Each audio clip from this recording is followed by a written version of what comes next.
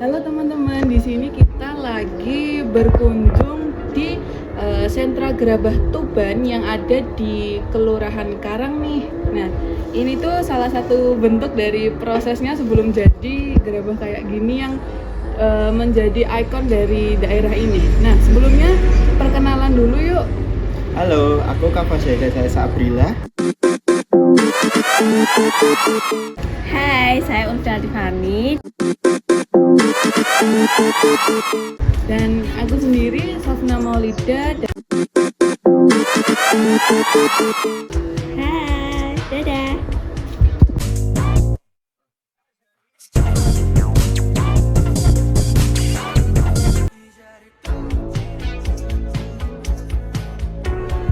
Nah, ini proses selanjutnya. Yang tadi kan tanah yang dikeringkan jadi gini, yang menjadi keras kayak gini, lalu ditaruh ke lubukan air, lalu sampai 2 jam sampai menjadi bubur seperti itu.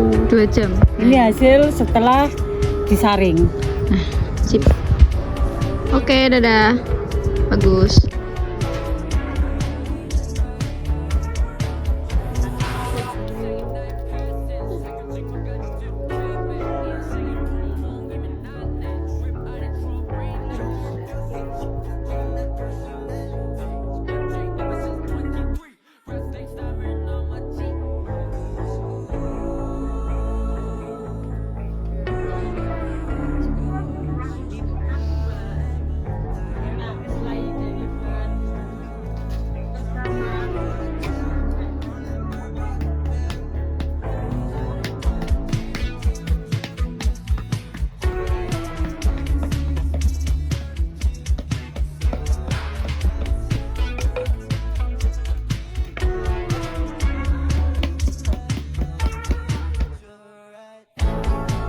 Jadi teman-teman, itu proses dari pembuatan gerabah sendiri. Ini ada tanahnya yang sudah dicampur terus dikeringkan. Nah, itu proses pembakarannya.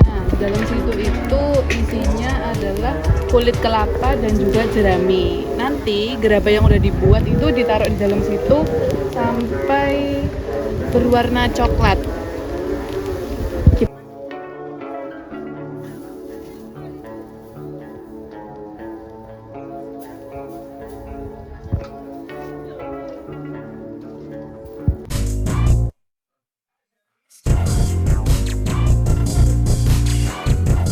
Bu, sebelumnya perkenalkan, nama saya Ulfa Tiffany dari Universitas PGRI Ronggolawe Tuban. Di sini saya izin mewawancarai mengenai gerabah masyarakat di sini. Pertanyaan yang pertama itu, kalau boleh tahu nama ibu itu siapa? Juharini Solehatun. Dan berapa lama ibu menjalankan usaha gerabah ini? Udah lama banget Mbak Yo. Mulai dari masih kecil, SD sudah belajar. Sudah belajar mulai SD. Terus awal mula ibu membuka usaha gerabah ini itu berarti dari zaman dahulu gitu. Dari Mbak Buyut sudah bikin. Mbak Buyut dulu bikin yang maran seperti itu. Terus sekarang berkembang jadi kayak gini. Iya. Kenapa ibu memilih usaha gerabah ini? Ya nomor satu nih ya Mbak ya. Kita bisa bekerja di rumah. Tidak harus kita ikut orang, tapi kita bisa menjadi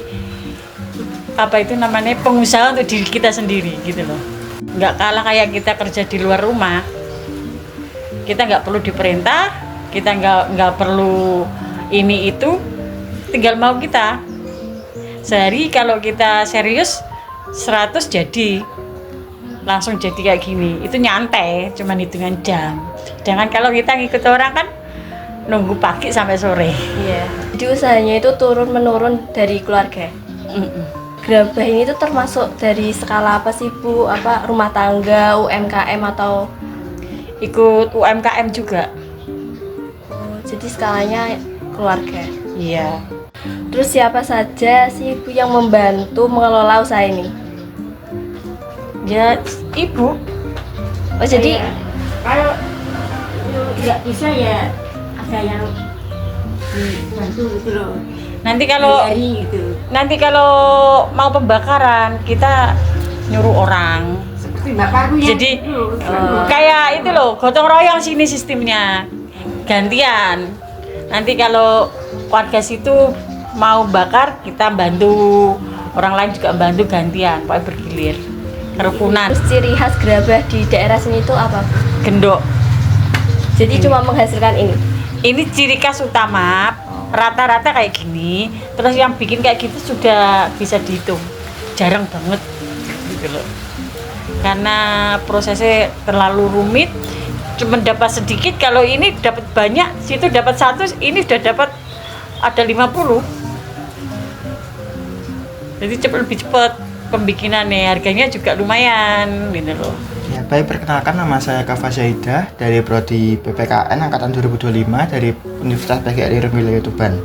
Ini Bu, saya mau tanya itu bahan baku gerabahnya itu diperoleh dari mana? Kalau tanah liat itu diambil dari daerah Beti.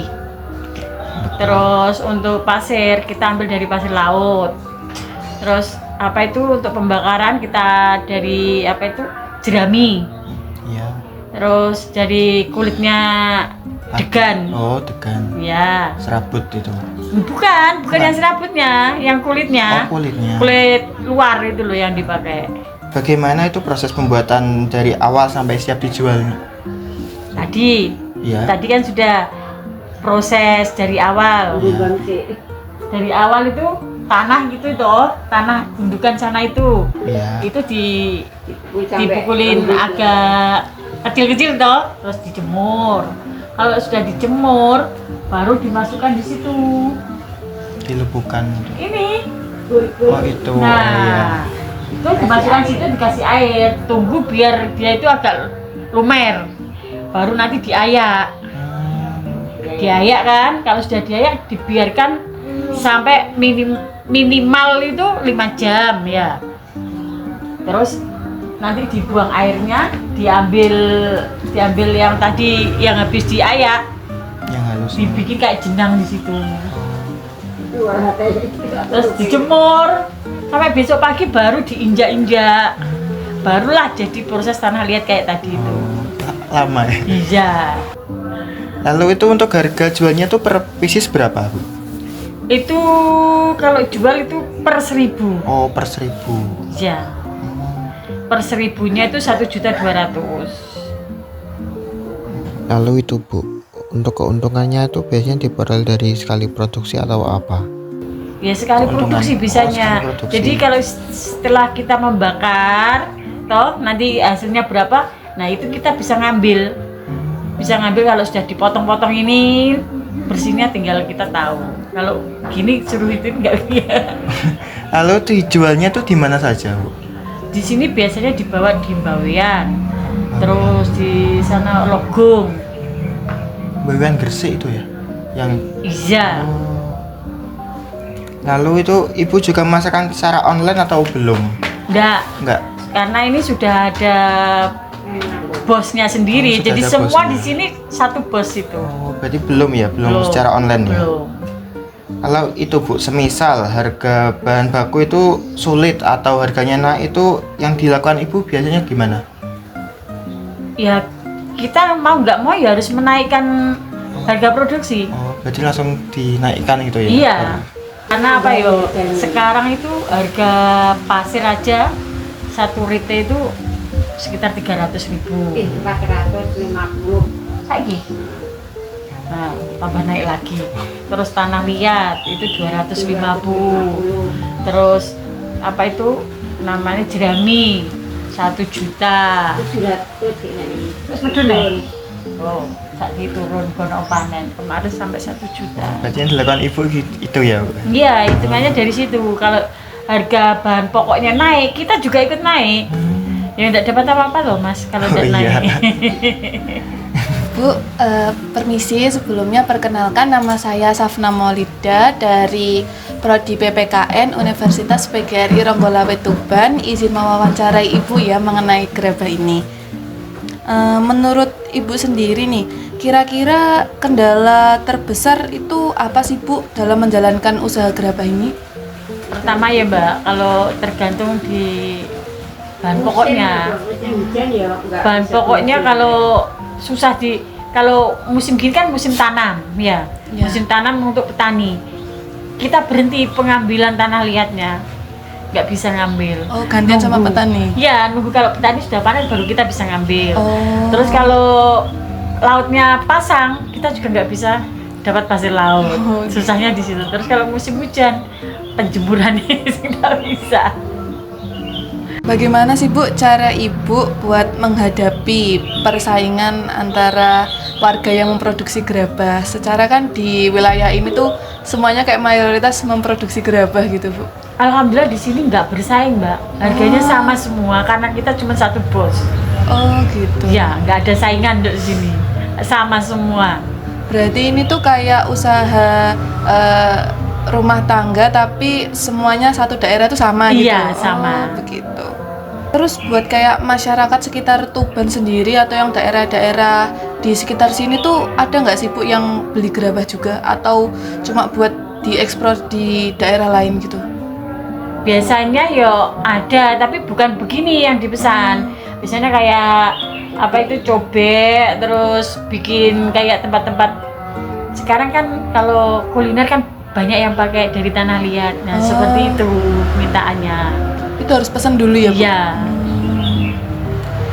Terus nih Bu, kalau pemerintah atau kayak desa atau apa itu pernah nggak sih Bu kayak memberikan bantuan, bisa kayak pelatihan atau dana gitu?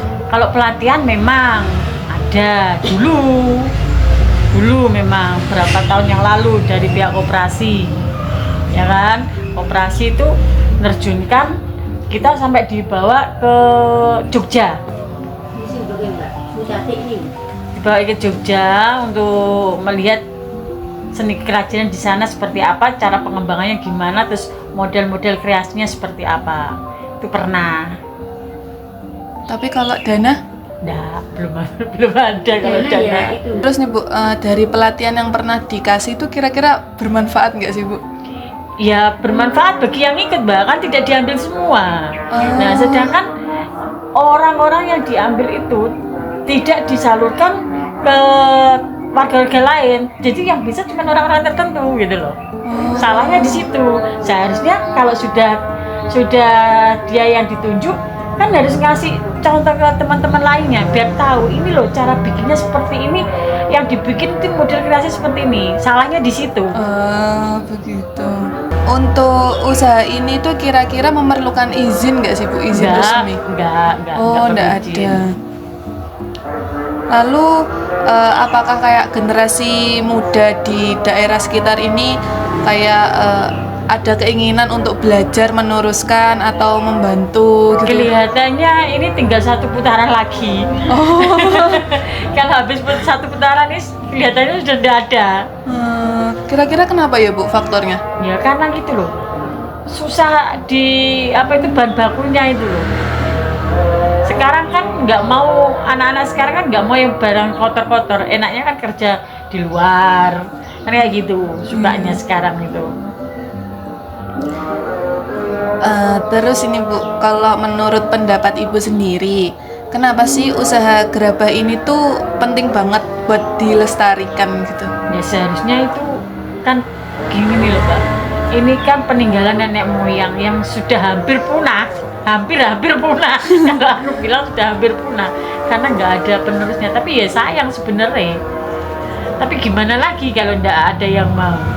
Iya, pemerintah juga nggak ada Iya, itu nggak ya, ada, Bu. nggak kasih solusi, nggak kasih apa itu, gimana caranya bisa ini jadi omset lebih dari itu, nggak ada triknya di situ tuh, nggak ada.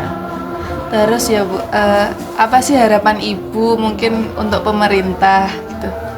Ya maunya sih pemerintah mau berkecimpung, jadi untuk menaikkan produksi ini, meningkatkan kualitas dan kuantitas, juga bisa membantu perekonomian warga setempat.